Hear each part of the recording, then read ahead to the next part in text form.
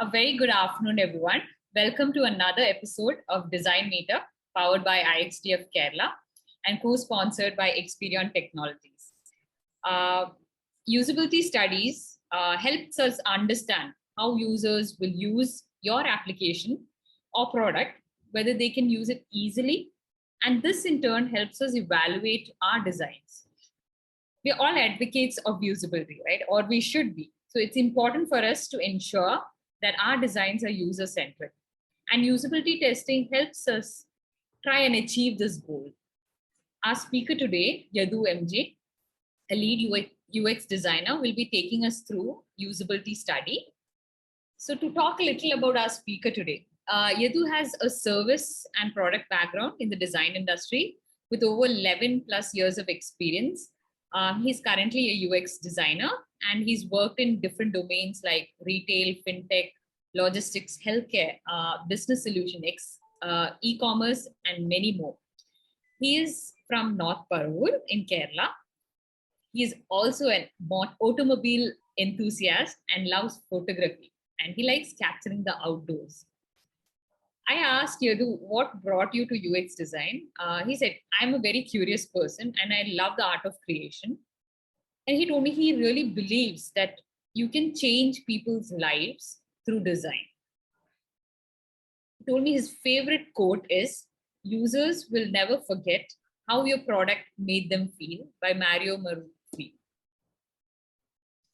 For today, for the ease of a better experience, we've muted the audience mics during the session, but please feel free to put in your questions in the chat window. Although we have an exclusive Q&A session after the webinar and where the audience can unmute themselves, interact and discuss. We'll be sharing a recorded version of this webinar on our YouTube channel. And for all of you who have just joined us, welcome to Usability Study, a comprehensive guide by Yadhu M J. Over to you, Yadhu. Hey, good afternoon, everyone. And thank you, Vandana, for the warm welcome. It was really good. Thank you, everyone, for joining.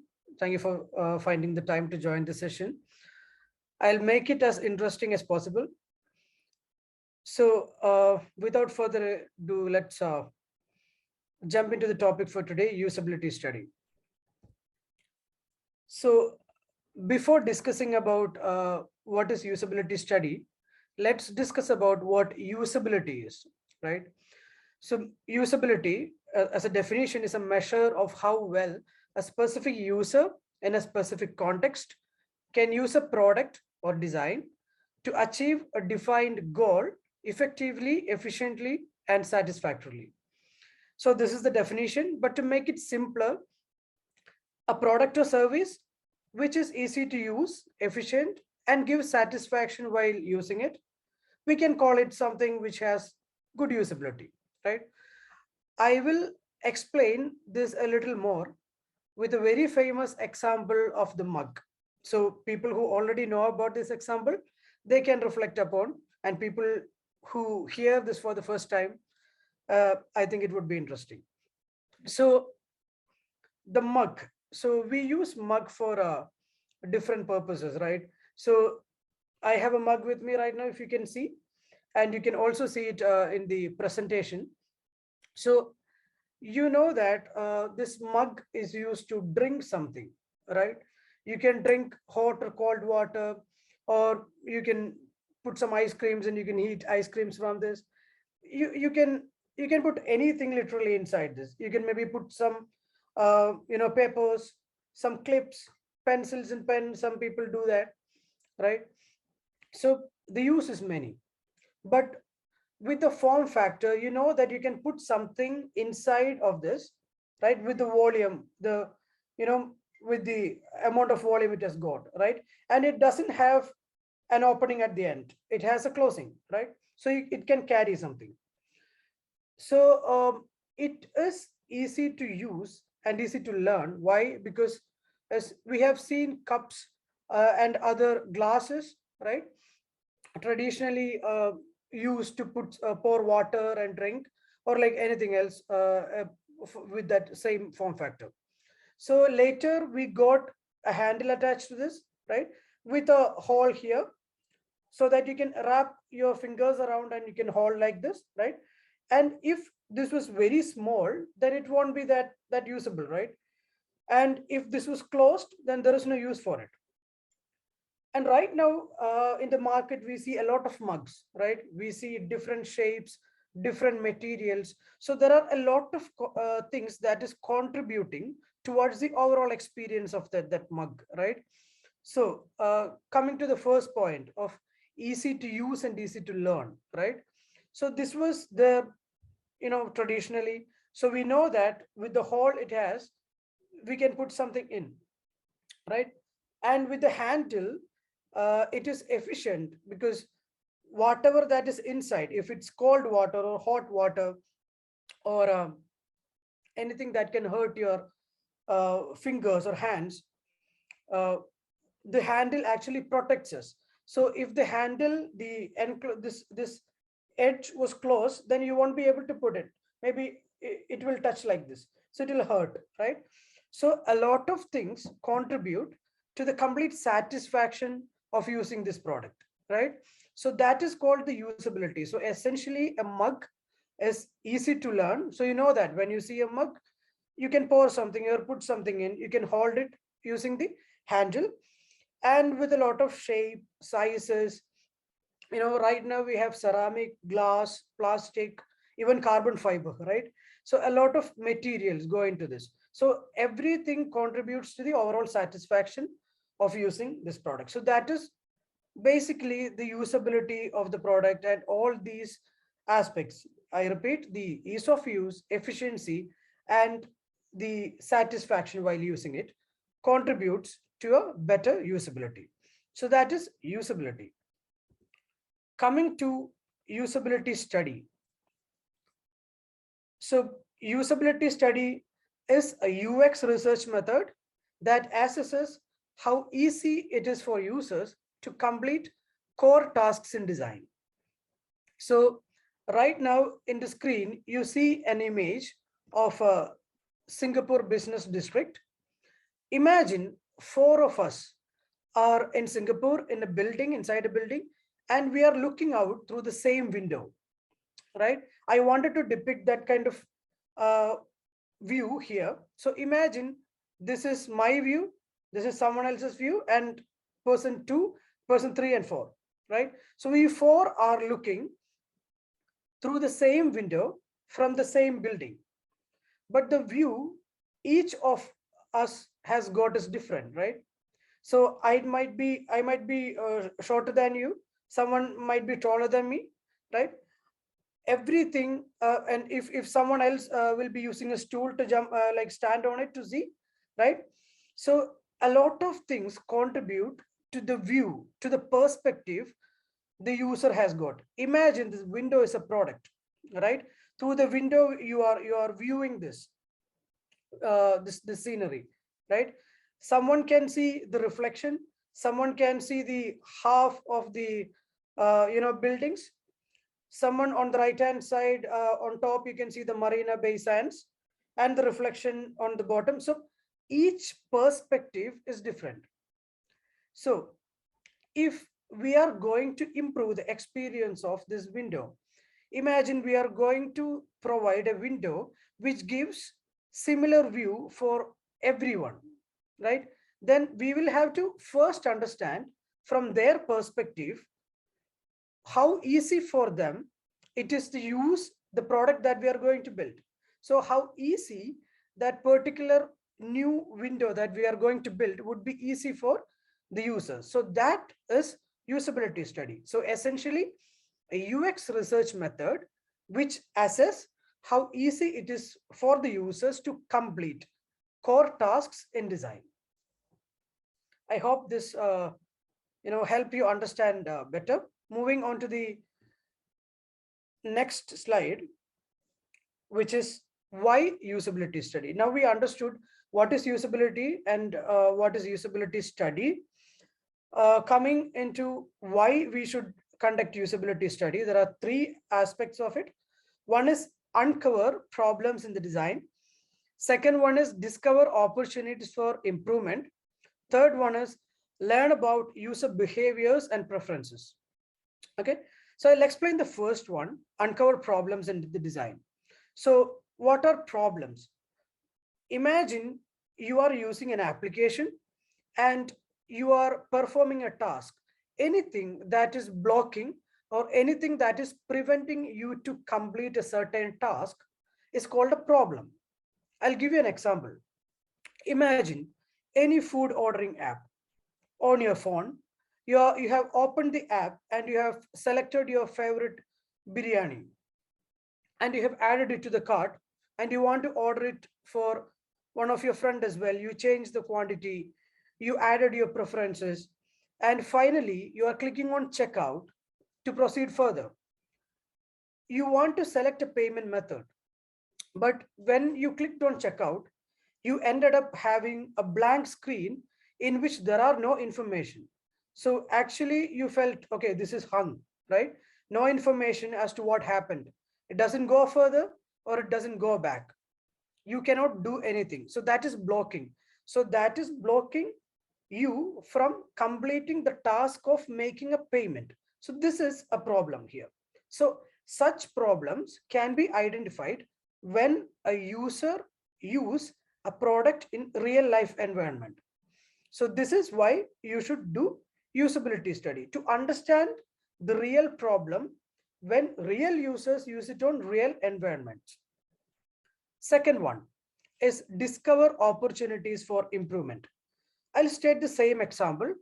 Coming back to the same example, you added biryani, you changed the quantity, you clicked on checkout, you landed into a page where you can select payment methods, and you had to scroll down, you have to like look through and figure out your payment method. So you wanted to pay with Apple Pay, and it was there, but you couldn't find it. It was somewhere, submerged under some button or like some image, something like that.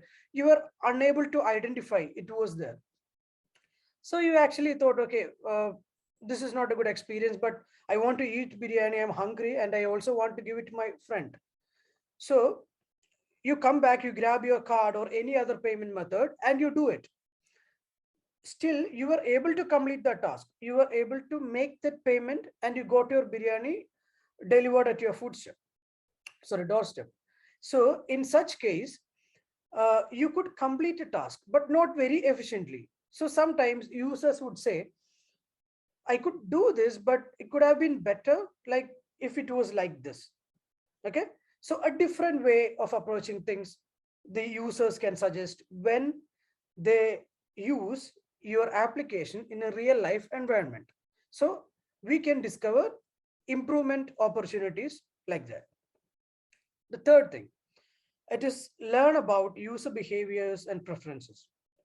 So when you create a solution, you have done a lot of research, you have had a lot of ideation sessions, and finally you are giving a product to the real world.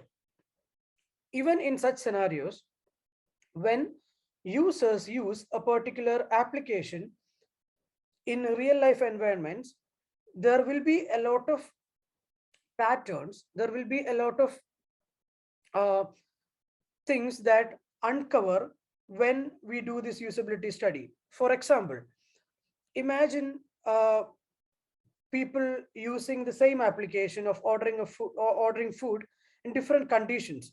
Some might be using it on different commutes, some might be using it in from their office premises, some might be using it from their uh, while during watching a movie, right?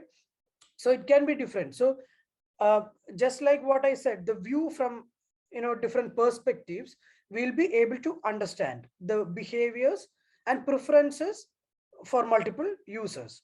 So these are why we should conduct usability studies, to understand the problems, improvements, and user behaviors and preferences. Okay, coming to the next one, which is also very important, as to when to conduct usability study.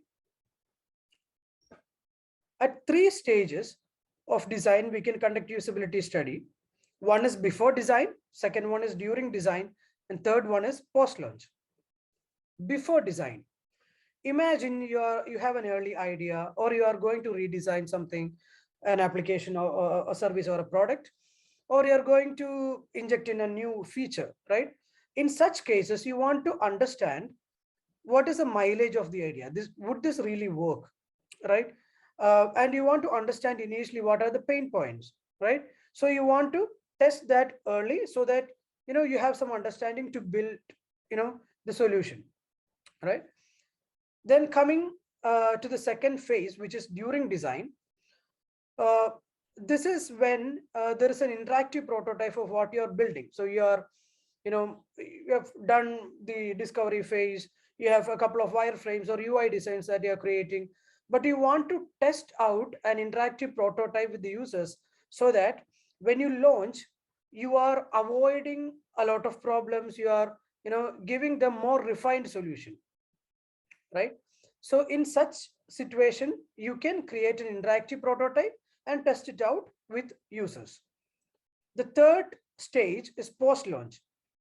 This is when a product is complete and launched. uh, we do this to understand how users interact with the product in real world. So this is basically, you have completed a product and you have given it for the real users, and you try to understand how they interact with the application in a real world. So in the next phase or next update, you can give them refinements. You can solve the pain points. You can bring in more you know include their suggestions and recommendations and make the whole experience better. So coming to the type of usability studies, there are two. One is unmoderated, second one is moderated. Like the words say itself, unmoderated is basically the participant test out the prototype without human guidance. Moderated is when a moderator or a group of moderators guides the participants throughout the study in real time. So before going deep into that, we will discuss who are moderators and participants.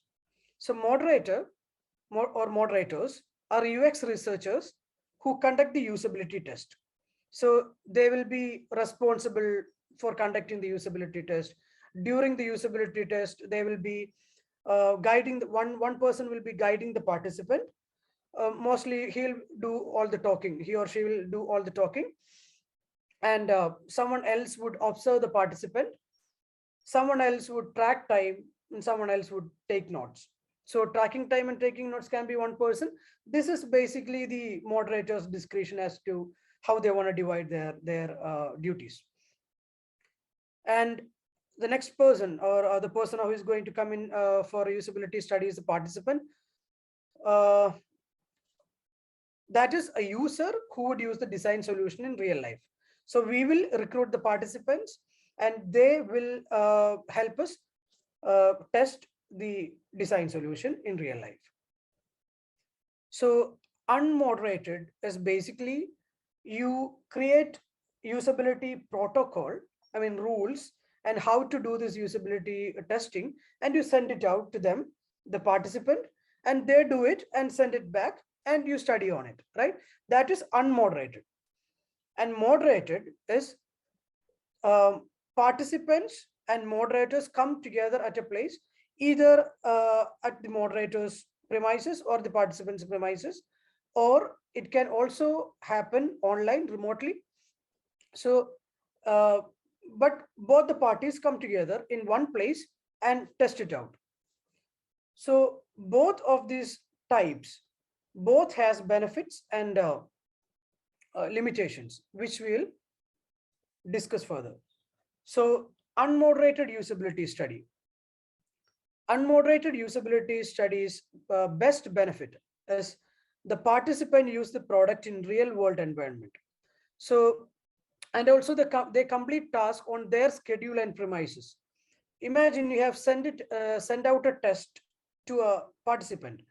They could test it out before work, or in between their work schedule, or after work, or when they get some time, or when they're in a train or bus.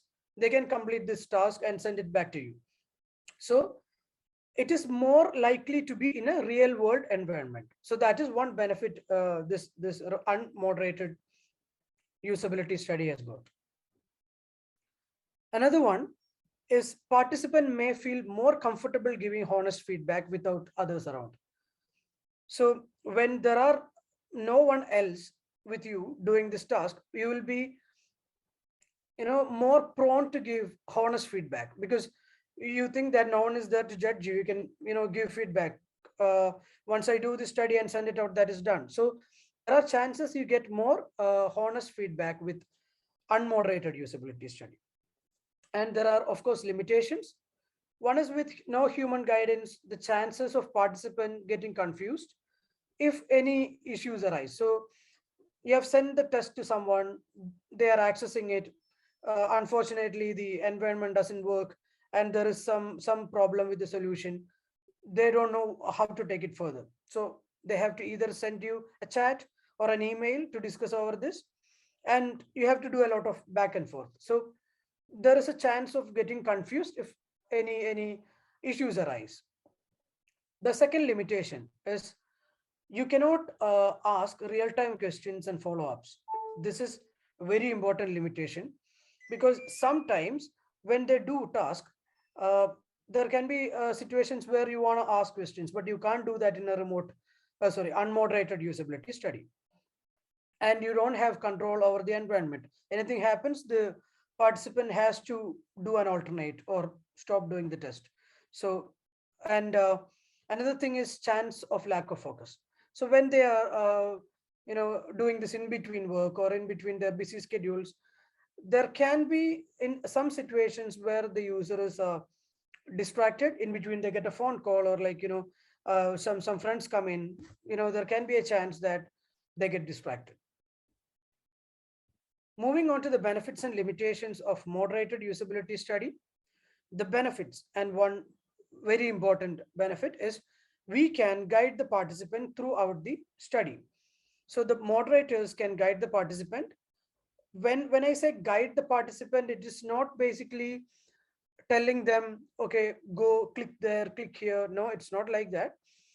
I'll state the previous example. Maybe you will be asking them, okay, can you try to order uh, 5 quantities of biryanis from this particular restaurant with this payment method? That is a task that you are giving to the user. So you will be able to guide them. And when they add it to the cart, or like, when they perform some task, if they are asking questions, you can always answer, right? So those are the benefits. You can ask follow-ups, questions in real time.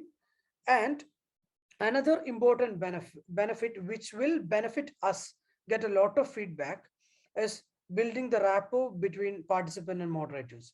So initially, when you conduct the usability study, if you have a rapport and you have a casual connection between the participant and moderators, they are more likely to be very friendly and like talk. uh, they will be able to give a lot of feedback with that rapport being built. But there can be little biases. So coming into the limitations, the chance of moderators influencing participants causing various bias. That is a very important limitation, because uh, in situations like when there is a rapport, uh, you know, our actions or our gestures or like things like that unknowingly can affect their uh, feedback, which I'll discuss later in the coming slides. And lack of flexibility is because maybe we will be meeting the participant in their premises or the moderator's premises, or on a remote video call, which will be pre-scheduled.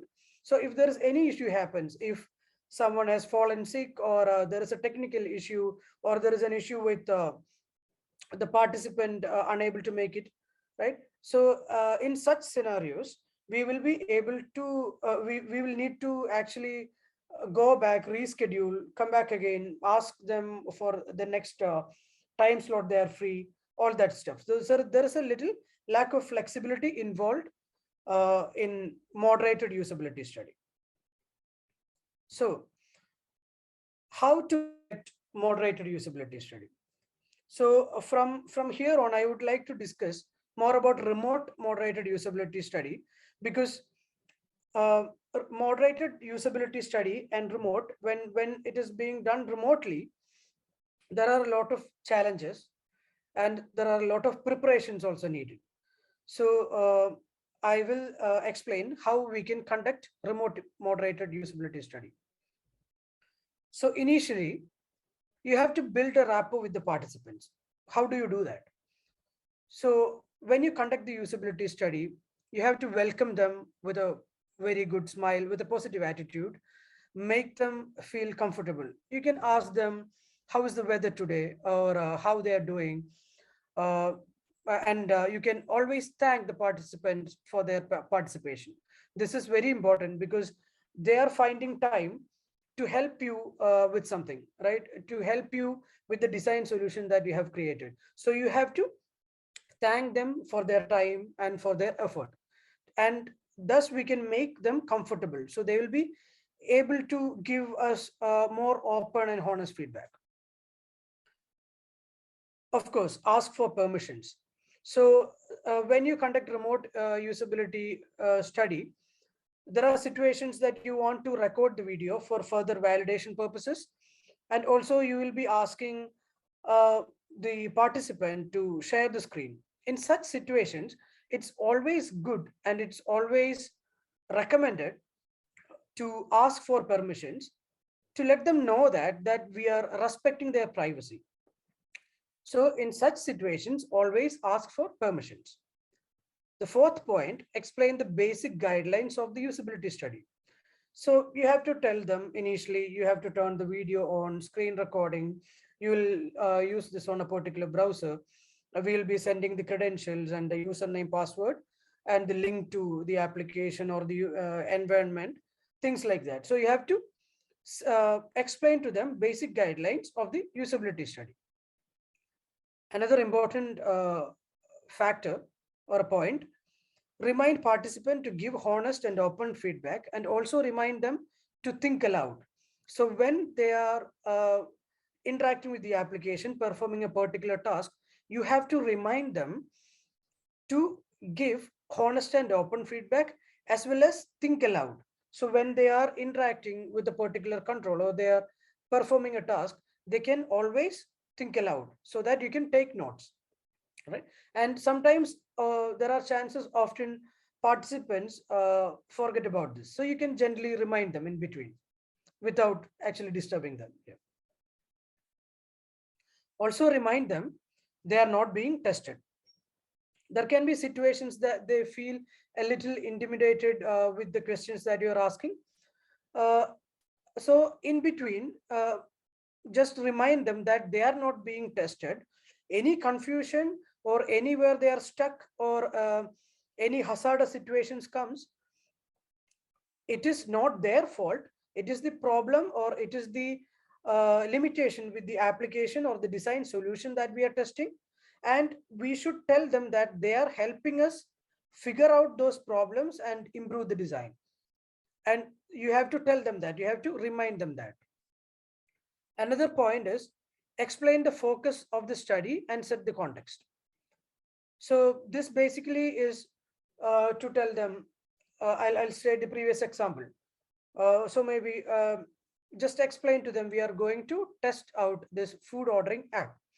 In this food ordering app, we have a facility to order uh, different cuisines from different restaurants nearby you, or in between certain uh, you know a certain direction limit. So in such situations, you can tell them, these are the tasks, or like, this is the module that we are going to test, these are the tasks we are going to perform. So you can set a context of the study. uh, Next point, do not force things on the participants. uh, this can sometimes happen because uh, when we conduct a usability study and it is necessary for the participant to turn the video on, in some situations they won't be able to do that. In some situations, their camera won't be working. So in situations like that, you can educate them what is the use of this video recording. It will help us later validate the points and observations that we have. We have to educate them that aspect of it. And even after that, if they are hesitant, do not force things on them, because they can feel a little insecure and it can affect us getting real honest feedback. The final one is request them to sign an NDA if necessary. um, so this is not mandatory, but in some projects there are situations that you need to sign an NDA. So if that is necessary, educate them why that is needed, and request them to sign an NDA in a very polite way. So that is how you conduct a remote moderated usability study.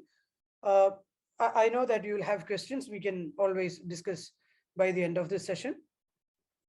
Coming to the tips for moderated usability study. So one important tip is ask open-ended questions. I'll tell you why this is important. Imagine the user is performing a task. You are asking them, did you like it? Or uh, did you like the way that is working? So there can be one answer, yes or no, right? Uh, they can either say yes or no. You It is better we do not we it's better we ask open-ended questions. We can always ask them, how did it go? How did you like it? Or what are the things that you liked while doing the task, right? Or what are the challenges that you faced while doing the task?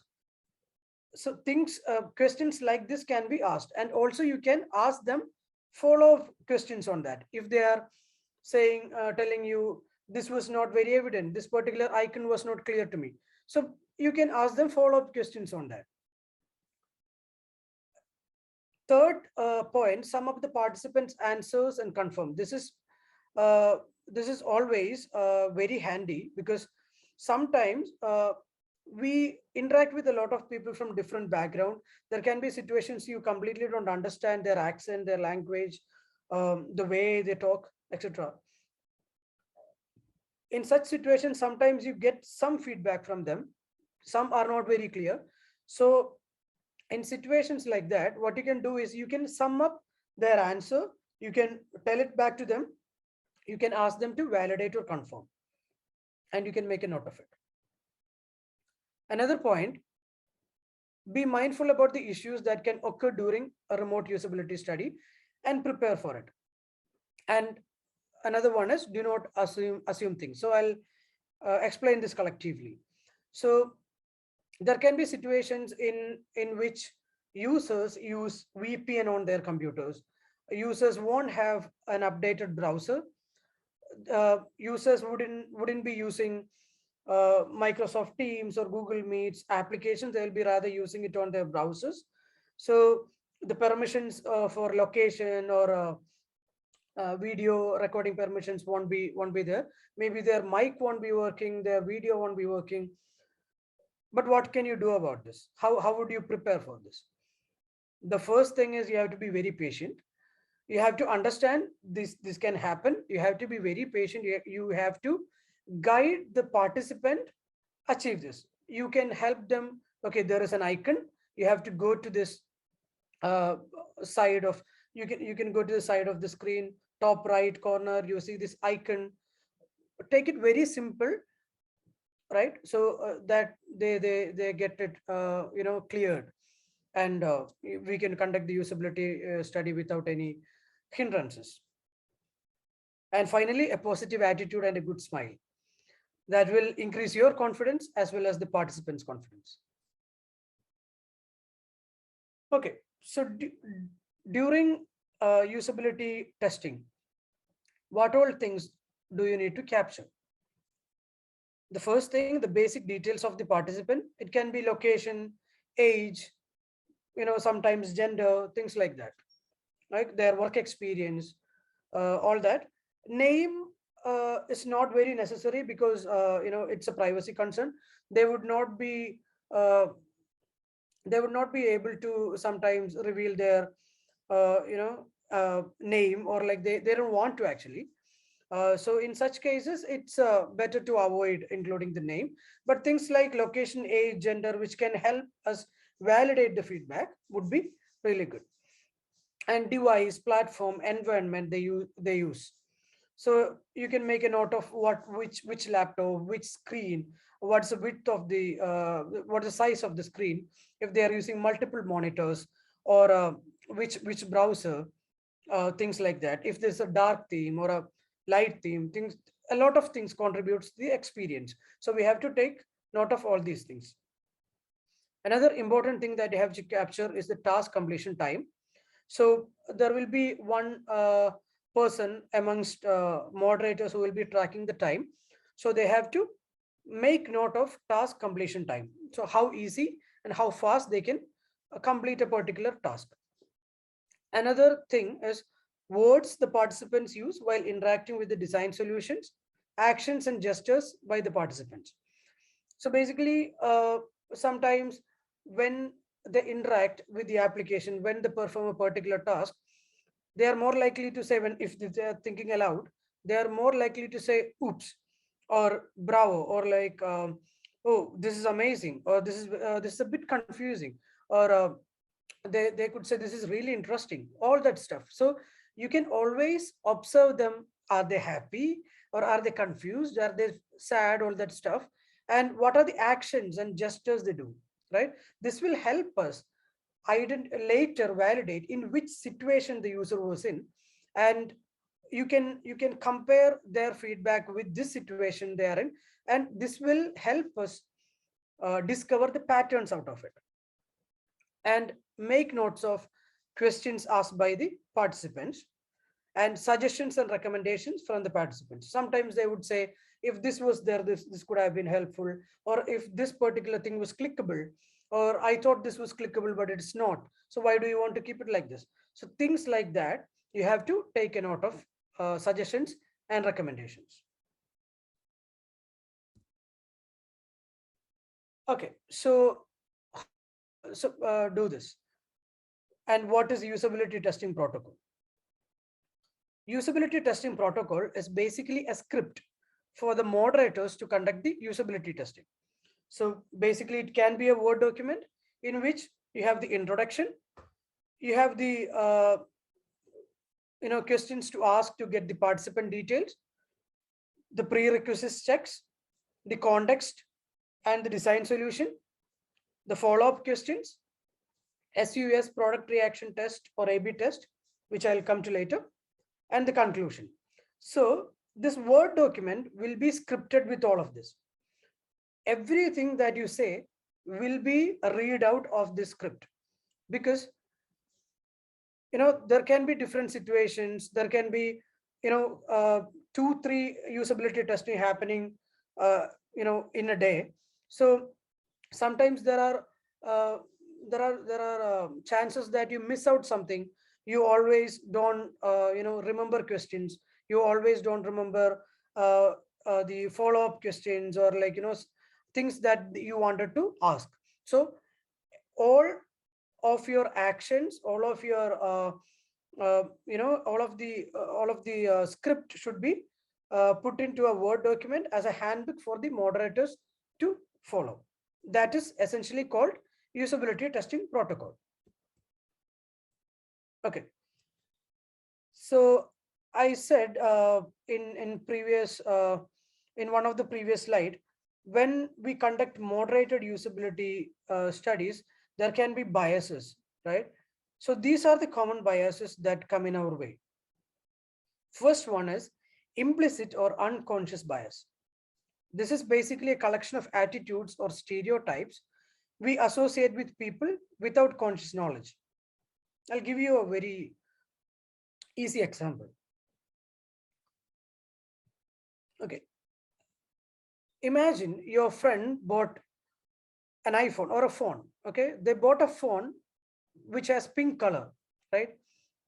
Sometimes you say, okay, that color is something that is being used by women, right? Or there can be situations that when you think about uh, the Swiggy delivery person, you have ordered something in Swiggy or any food ordering app, right? And you get a call from that person. You attend the call and you say, uh, "Hello, Bhaiya," or like that. You don't address, you don't think that's a woman calling you. You always think that that's a guy calling you. So that is the bias. So you have the stereotypes that certain things can be only used by women or men or certain age groups or certain people from certain locations, right? So things like that uh, should be avoided when you conduct the moderated usability test. And serial position effect, remembering only the first and last of items from a list given items. uh, Imagine we have a list of 10 cities. Okay. uh, when you have read out that 10 cities, and later there's a chance you recall the first three and last three. In between, the cities in between tends to blur. Sometimes you don't recall it, but it's easy to recall the first three and last three. So this can also happen during moderated usability studies. How is because imagine you have a set of questions and you ask those questions. Sometimes you miss out on the questions in the middle.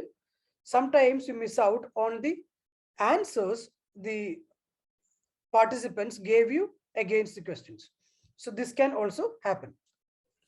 Another common and important bias to be very aware of is the friendliness bias. It is a tendency of people to agree with those they like to avoid confrontational conversations. So this is basically you are hungry and you want to eat out from a restaurant, but one of your friend is saying, let's order burger from this restaurant. But you actually are not a fan of burgers. But to avoid confrontational conversations and to please your friend, or to agree with your friend, you all sometimes say, okay, then we'll eat that burger. You actually don't want to, but still to agree with that person. This is called friendliness bias. So this can also happen during the moderated usability study. The final one is social desirability bias, the tendency of people to give answers that are viewed favorably by others. This is a situation when a group of friends has gone to watch a movie, maybe Avengers, right? They went to see that movie, and most of them liked the ending of the movie, the climax of the movie. But you actually didn't like the movie. You actually didn't enjoy the climax of the movie. You have a different opinion. But to give answer, to agree with them, so that that is favorable to them, you sometimes say, okay, I also like that climax, but actually you don't like inside your heart, right? So this can also happen during the moderated study. Some tools to consider while during the moderated usability study are system usability scale, rapid product reaction test, and A/B testing. These are not necessary. This will always depend upon the time and money involved in the project. Also, how you want to do it. This also depends on the moderator discretion as well. So what is system usability scale? It's a Likert scale which has 10 questions. So once the user, the participant perform a task or complete a task, we will send it out to them, or we will send the link to them and ask them to fill in their answers to these questions. So for each questions uh, there will be a Likert scale, which will be 1, 2, 3, 4, and 5. 1 being strongly disagree, 5 being strongly agree. So they will fill in their answers against these 10 questions, and we will be able to validate it later. And together, collectively and conclusively, we will have a pattern deriving from the SUS, system usability scale. Rapid product reaction test is basically when you ask the participant to choose or select 5 words out of a pool of words. So there can be 50 words or more than that, from which you will ask the participant based on the interaction they had with the application, select 5 words which describes that application. Some examples can be accessible, enjoyable, delightful, confusing, boring, busy, words like that. Okay, you can always go to the internet and see what are the words used. You can always, pitch in your own. That also works. The final one, A/B testing.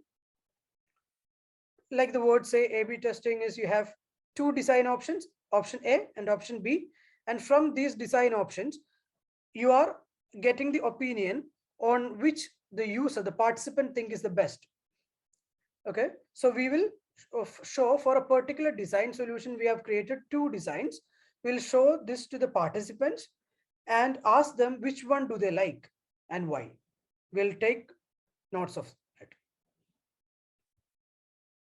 Okay, so how would you take notes? So this is a note taking template that I use personally when I do the usability testing. This can be even bigger based on the project that we are doing, but certain things can be very common. We'll have things like date and time, age, location, video, audio, permissions, device, browser, things like that. You can always come back to this slide and refer this, very self-explanatory. And task related questions, these are very important. So these will be task related questions against which you will be capturing the participants answer, also the words they say and the gestures or actions they do, and the time taken to complete the task. So for against each task you have to capture all this information. And general feedback, we'll ask them, do you have any other general feedback which can help us make the experience better? So there are things like this. People say like, this color could have been improved, or I like the dark theme better. I think the spacing could have been improved. I don't like the font. I don't like the images that you have using. The illustrations are confusing, or the icons are really great. Things like that, right? General feedback. So this you can always use this template or search the internet, or you can make your own. There is no hard and fast rule for this. This should help you uh, consolidate the data that you get and derive patterns out of it. That is the use of this note taking template. Okay, coming to the references of information that I used to conduct this session is from Interaction Design Foundation, Google Design, and NN Group. And I have also listed down the further reads here. So I think we'll be posting the link, these links in the chat. You can always go read about it if you are interested. And there are a lot of other articles and videos, a lot of resources available if you are really interested in usability study and how to do that. So there are a lot of information in the internet. So I think, yeah, this is for today. Um, so being said this, after doing usability studies, you have to always collect this information. You have to sit together with your team and understand the data, consolidate them, derive patterns out of it, and create usability test reports, which can be used for evaluation purposes and as a handbook to improve your design solution. Usability test report is itself is a very vast topic, which if you guys are interested, I can come back with another session later. You can always go search the internet for further information. And I think as UX designers, it is very important that if time and budget permits you, you have to always advocate for usability study, because we put a lot of effort empathizing, doing a lot of research, creating design solution for our users, right? So always you do not see how people interact with it. You are actually worthy, and you're actually um, you actually need to see that reaction from people, because end of the day, you are going to make people's life easier with the solutions that you are going to build and that you are being building. With this, I leave this to you. And if you have questions, we can discuss on this. Once again, thank you everyone for joining. I would like to quote my favorite quote again by one of my favorite designer, who is Mario Marufi. Users will never forget how your product made them feel. Thank you. Thank you so much, Yadhu. Thank you for taking us through usability study, a comprehensive guide. Being a UX designer and having also been part of usability testing has given me also a lot of insights. But to listen to your session in terms of the things and giving a proper structure on how we can approach it, the things to keep in mind, this was a great way to kind of like really bring focus on how we should approach, especially when we work as a team and actually plan out usability studies. And it's very difficult for us now. We are working remotely. So there are a lot of struggles, getting users and doing it online. So it was really useful. So let's move on to the question and answer session. Please feel free to unmute yourself and ask questions. So you can type in the chat window. It would be great if all of you could actually even come on video. We've enabled the unmute option. So if you have any questions now, yeah, great. So what I'll do is I have a few questions. So Yadhu, so what I was wondering about was when you recruit users, right? So either you will recruit, or if it's a client in a different geographical location, they may recruit, or you may have someone, an agency who will recruit for you. So what are the things that you need to keep in mind, like some basic things that we need to keep in mind? Yeah, this is a very interesting question, and there can be a lot of contradictory answers as well. But it's always good to stick to the user persona that you have, because if you have a design solutions, there can be different user personas involved, right? There can be people who are using the same application in different premises and real world environments.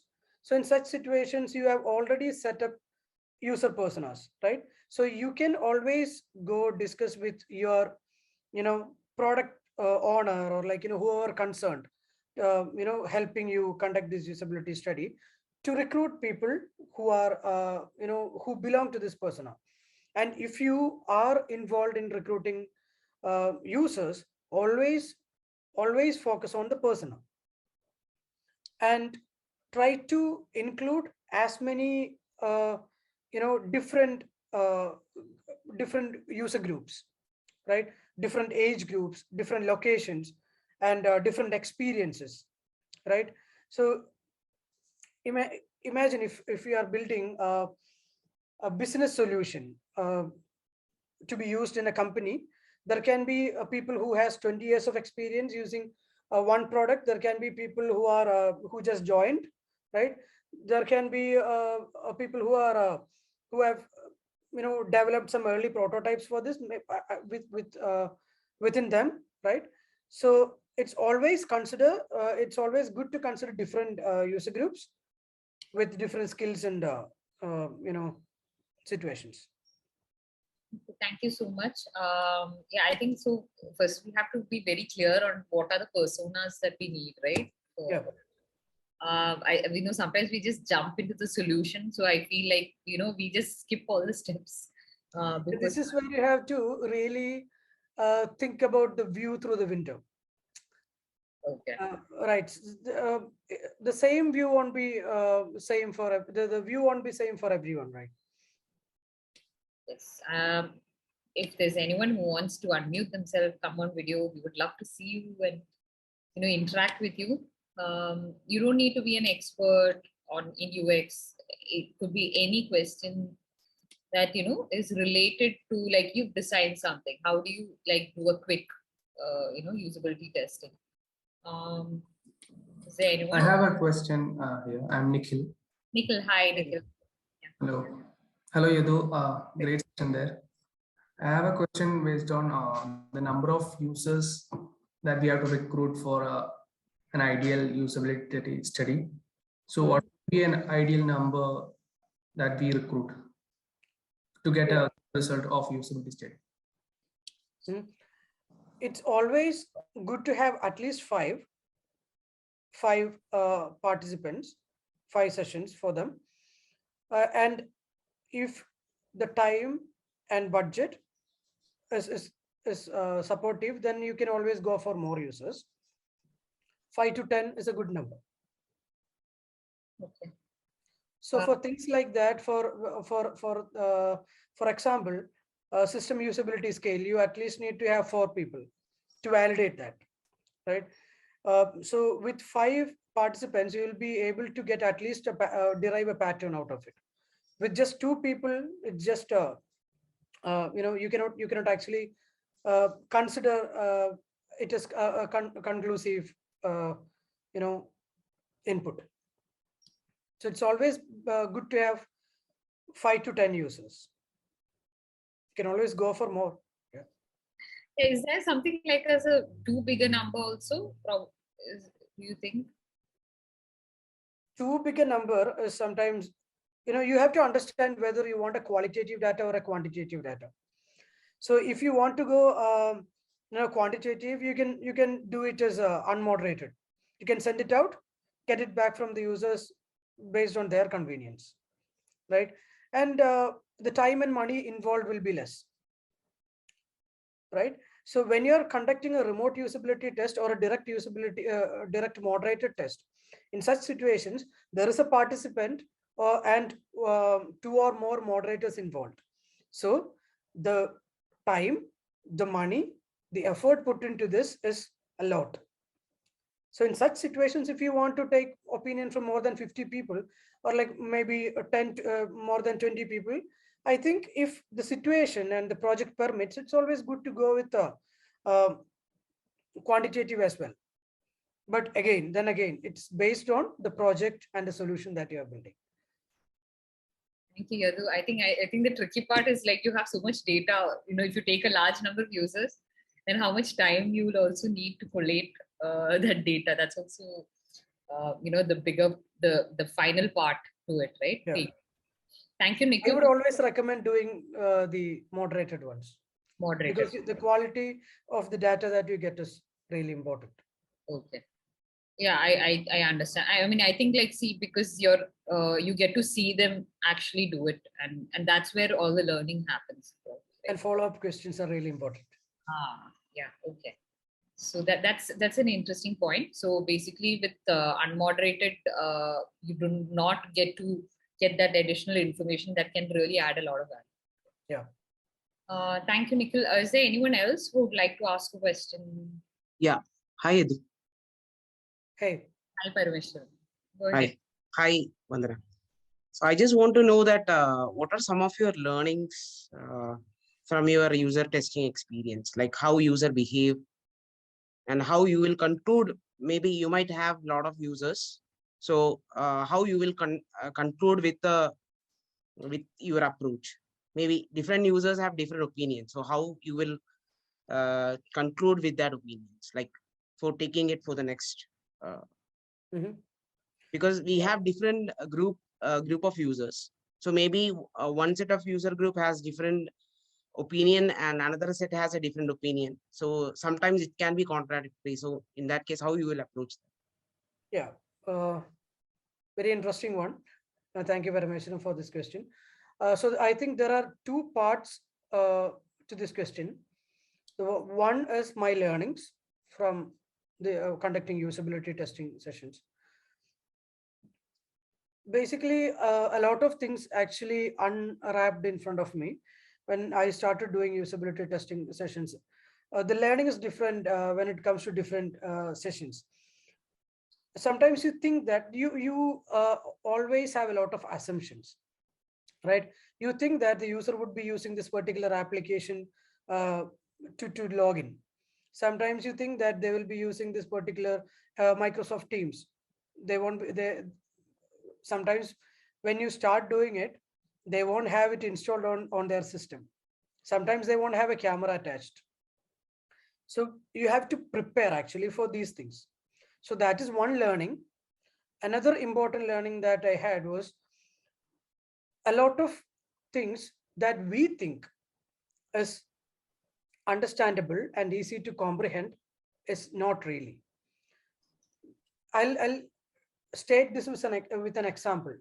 Imagine you have some information which can be edited by the user. You have given a pencil icon, right? We always tend to keep that pencil icon, and we always think that people recognize it as an edit icon. Not really. Some users think that that is a draw icon. Okay. I remember one user asking me, can I draw, if I click, can I draw something? Like, is it the use of that pencil icon, right? So these things, there are a lot of learnings like this. There are a lot of examples if I am going to state. So, and sometimes people will not be able to differentiate certain sections, active and inactive sections. Why this particular section is inactive for me, right? Why this particular feature is not working for me? You will be thinking as a UX designer, okay, I have given a different color, or I have given a different approach to this, so this will be distinguishable. Not really.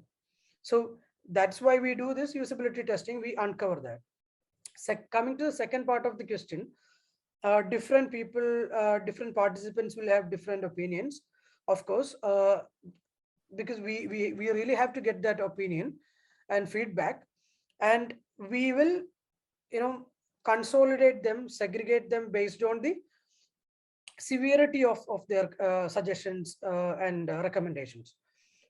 We will classify them as problems, improvements, and behaviors and preferences, right?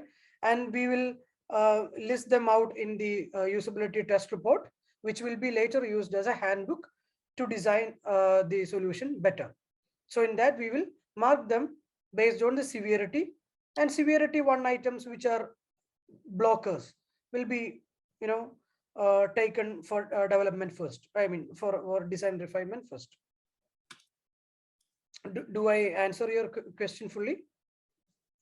Yeah, Parmesan, I don't think this answer, like you can go on and on, right? All the interesting things that yes, and usability testing is actually uncovering a lot of stuff.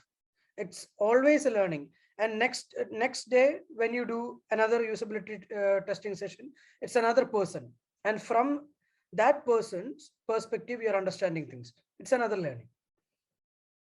So basically it's very humbling, I think, no, for us as a designer. Like, we think our designs are great, we've done the best, and then you see how people interact with it, and what seems very obvious and how they behave probably is completely different, right?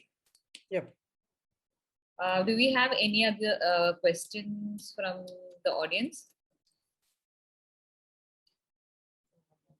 Anyone wants to put a question on chat? We have a lot of new names.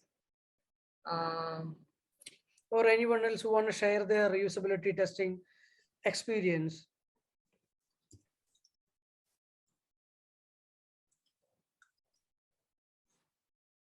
How to start the journey as, okay, Akhil, that's a big one.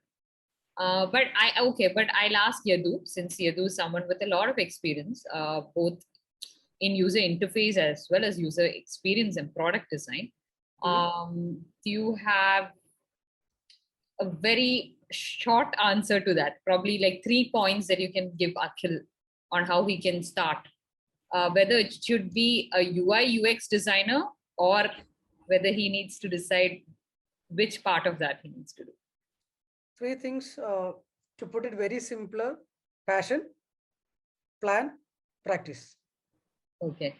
Akhil, to add to that, I think you might want to choose which part of the design process that you would enjoy more, or it's not about just enjoying, which part you are better at. Because visual design, user interface design, there is one whole part of it.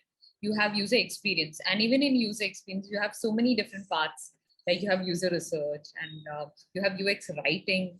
So I think you should try out everything before you understand which you're better at, and create your own mock project, a portfolio, send your resumes, add and interact with people on LinkedIn.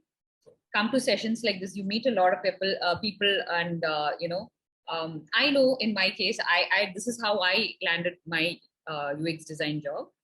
And if you are a member of Interaction Design Foundation, I think you should interact with a lot of people from different communities and get to know how you can take it forward.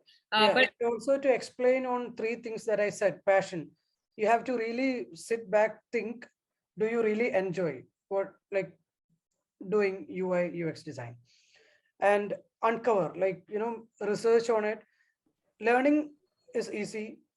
You just have to put effort. So right now, all like a lot of information is available on the internet. So all the information to start with as a designer is completely free. So you can always, go learn and reflect and, retrospect, understand, do you really enjoy the learning process? Okay. And then plan for it. How do you plan? Create a resume, do your own projects, make small case studies, examples, follow fellow designers, learn from them, things like that. So plan is when you have a good resume, you have your own projects, case studies, dummy projects, like that. Set up a portfolio which help you find your first job, right? Choose a good company or a community of good designers doing great stuff. Work with them, learn from them. If needed, it's always good to get a mentorship from someone, right? And collaborate. So I said passion and plan, and then practice, everyday practice. That's it. Thank you. That was really inspiring, Yadhu. I think I'll just add to that is just talk to a lot of UI UX designers, right? I mean, you need to get mentored by someone, but also just keep interacting. And we have a WhatsApp group for IxDF Kerala. You can drop in this question. You can probably get more responses from other designers in the group. There's also a question on changing career to UI UX design. Should I take that? I think it's the same thing. I mean, is there anything specific that you want to know? Then I think, Okay, I'll just add to that, Safir. I think to really believe that you can do it, I think is the big thing, because you're shifting careers. There's a lot of maybe you're not sure whether you will make it. So a lot of that happens. So I think really firmly believing that you can do it, and definitely adding the attitude that you need to be a UX. That is just like what Yadhu spoke about, why he came to UX. He's very curious. He's very passionate about design, creating things, and always thinking about the user. And it's very evident. So it's about having empathy, right? Yeah. So, okay. So we have a question. Okay. Vishnu Prasad, can you unmute yourself and ask a question?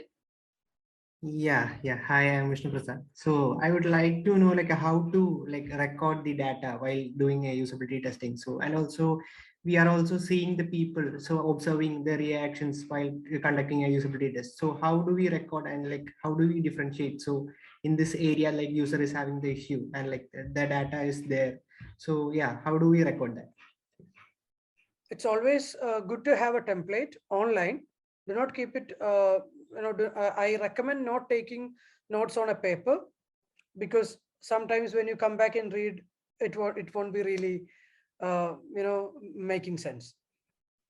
It can be incomplete as well. So when you are taking feedbacks, when you're conducting usability testing session, amongst the moderators, plan who will be guiding the participant, and that person, basically the facilitator, that person will do only that. Okay. And another person will be only assigned to take notes, another one to track the time. Okay. So set up a note taking template which works for you.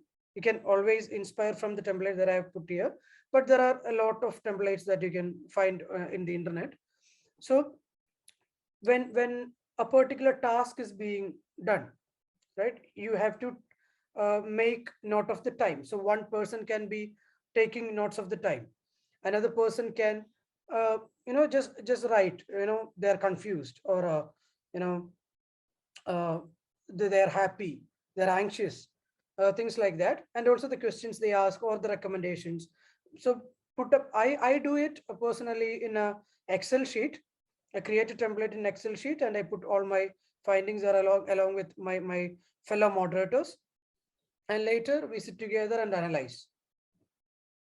And to validate the feedbacks, if the session was recorded, always revisit the session, validate if you have a doubt. Do not make assumptions. If you are not clear on one particular feedback, always revisit the recording and validate that. Okay. Okay. Thank you. Thank you. Thank you, Vishnu Prasad, for that question. We have one more question. Before that, there's someone asking how to join our community. We have shared this Linktree link, and you can join WhatsApp, our WhatsApp community from there. And the question is from Mitra.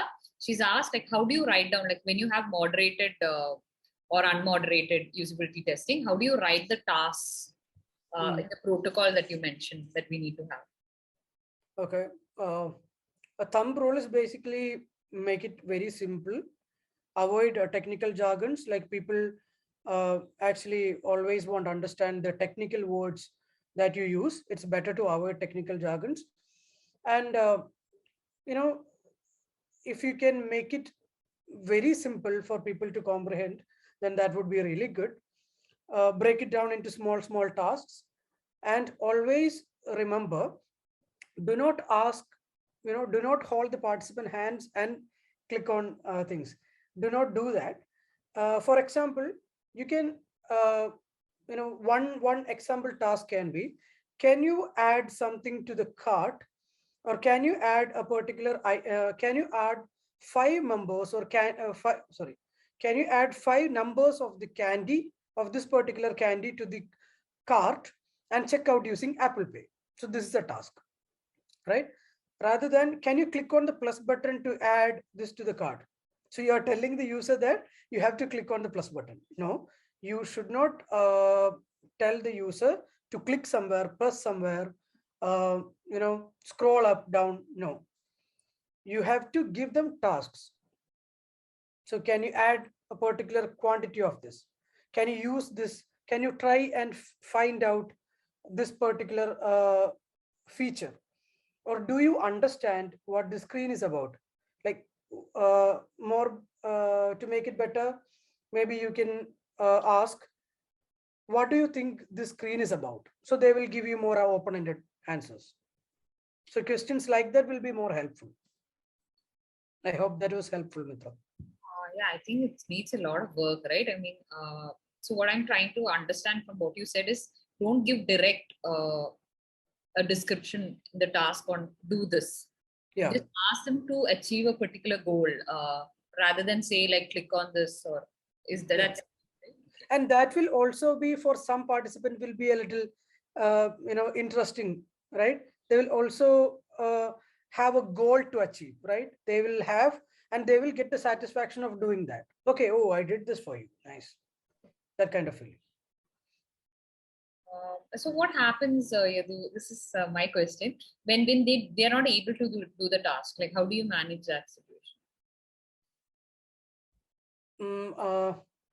In such situations, you can always go about the next task, if that is okay. And some situations you cannot help. Sometimes if the application doesn't work on their browser, or some particular things doesn't work, then there are situations you cannot do anything about it. But there are situations in which you can progress with other tasks, right? Sometimes if you can help them achieve something, you can always, if a user is stuck literally and you want them to progress, you can give them simple clues, but do not impact their feedback. Do not cause any biases. Thank you, Mitra, also for the question. Okay, there's one final question before we stop. We've actually extended our time by 4:18. I mean, that shows a lot of interest for the topic. So, what do you do if you don't have the time and budget? The customer is not going to give you a time and budget for usability testing, but as a designer, you are keen to know. You can probably I don't know what is the easiest way to just test some designs. Yep. So very lightweight version, or like, a high level version of the usability study can be peer reviews. So if you are create like during design, the second phase, during design, if you want to get feedbacks, you can always call someone from your design team. You can call in a UI designer, a UX designer, a front end developer, or anyone who will be interested to test it out for you. You can always conduct that. It can maybe take 1 hour of their time, maybe out of the like they can find some time in between work or their break time. If they can help you, if you have a rapport between them, if you are friends, you can always test it out. And I think it's necessary, and it's always good that you practice it. Always do peer reviews. Okay. Thank you, Yadhu. So this is just one final question from the audience. What can be some of the things that motivate the user to be part of usability testing? I think we're all struggling after creating designs and asking people to test it out. So any advice for Abby or all of us? Yeah, one thing is you can educate them, right? And some businesses have some models for this. So when when they are recruiting users for usability study, they also give them gamification model rewards, right? They send them newsletters and ask them, if you want to be a part of refining the designs for next session, if you are part of this, you'll be getting certain coupon discount, or like certain loyalty programs. So there are certain gamifications that can be clubbed into this, that can be done. And because when people are getting rewarded, there is a chance there is a chance that they want to give it back to you in some way. That is one tendency of users. That is one thing. And educating them, and there will be some users, they really want to give feedback, so educating them would be a good idea. Apart from that, I'm not very sure about this. I have only two things I guess coming to my mind. Giving them an incentive, right? Like Yeah, incentive is a good thing. Yeah. So there are people who actually do get users, and they are paid, participants to come and take the tests as well, right? Yep. Okay. So I think that's one of the things. Probably you need to change a set of users. Who maybe if you're asking your peers or friends, and you're asking them all the time, you might want to change your set of users that you ask or reach out to. But yes, I understand there are a lot of people in our design community who reach out with surveys. It'd be great if you could support each other and take those surveys and help them out, or try and be a part of that process, because that's how we learn from each other. Thank you for all the wonderful questions, and thank you so much, Abby, for that question. Thank you, Yadhu, for taking time for us and bringing us this very interesting session. I've not heard many conversations on usability study until I had the opportunity to work. Till then, it was point blank. So this was a really refreshing session. I'd like to thank each and everyone who took their valuable time today on a busy Tuesday afternoon to attend this webinar. A special thanks to all the participants who actively participated in the Q&A session, which was really amazing today. We had Nikhil, Parameshwaran, Vishnu Prasad, Akhil, Safir, Mitra, AB. Thank you so much for being interacting with us and being a part of the discussion. Thank you to all the volunteers of the IxDF Kerala team that worked behind the scenes to make this event happen. We've only touched upon the topic of usability study, a comprehensive guide by Yadhu M J. I think he'll come back with a session on how to evaluate your results, hopefully. Let's see if we can convince him. And please do write to us and let us know how you found the session. We are available on social media like Facebook, Twitter, LinkedIn, Instagram, Clubhouse, @IxDF Kerala. You can also write to us at idfkerala@hotmail.com. We have an exclusive IxDF Kerala community in Interaction Design Foundation on their website. There were many people asking how to join WhatsApp. You have the Linktree link in the chat, which you can click on, which has a link to join our WhatsApp community, where you can ask your question, listen to what other people have to say. And hopefully we hope to see all of you again next month as we come to you with another webinar in design, and stay safe and stay connected. Thank you. And thank you, Vandana, for hosting this session, putting a lot of effort. And I'm really grateful. Thank you. Thank you.